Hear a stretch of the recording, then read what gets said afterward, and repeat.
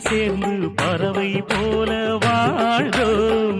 பசி எடுத்தால் பாட்டை உண்டு திசைகள் தேடி சேர்ந்தோம்.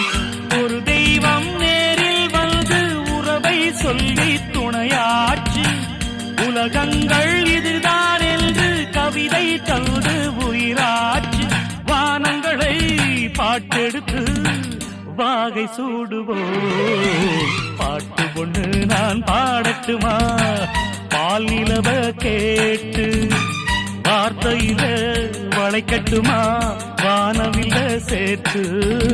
பாட்டு பொண்ணு நாம் பாடட்டுமா பால் நிலவ கேட்டு வார்த்தையில வளைக்கட்டுமா